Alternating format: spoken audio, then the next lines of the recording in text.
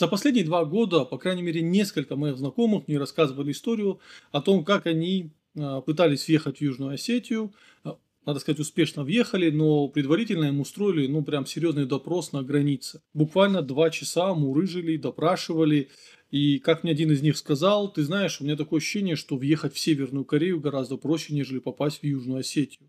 Естественно, и гости, которые с ними были тоже в легком шоке от такого допроса. Аналогичные заявления туристов, у которых есть иностранное гражданство, не только российское, мы публиковали в канале «Осетия». Да.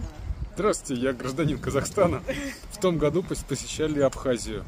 Прохождение абхазской границы, русско-абхазской границы заняло минут 30 у обоих границ. В Абхазии посмотрели просто паспорт и все, и больше ничего не делали и пропустили.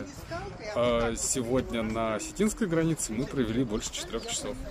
И вот у меня возникает справедливый вопрос. А вот как такие действия помогают международному признанию Южной Осетии? По-моему, вот такая история, она только работает на грузинскую пропаганду, которая каждый раз доказывает, что Южная Осетия – это некое подобие Северной Кореи, то есть тоталитарное государство, где все живут под страхом, куда въезд запрещен. Такие действия отпугивают людей от Южной Осетии, а нам как раз-таки в Южную Осетию надо привлекать людей, чтобы они рассказывали всему миру о том, что Южная Осетия – это нормально функционирующее государство. В связи с этим хочется поблагодарить депутата парламента Южной Осетии Роберта Табуева, который на эту тему высказался и сказал, что нам пора менять законодательство и делать въезд в Южную Осетию, скажем так, более простым, да, чтобы люди не сталкивались с какими-то проблемами на въезде, а чтобы могли спокойно въезжать. Такой вопрос. Знаем, у нас действует закон, который регулирует порядок въезда иностранных граждан на территорию Южной Осетии.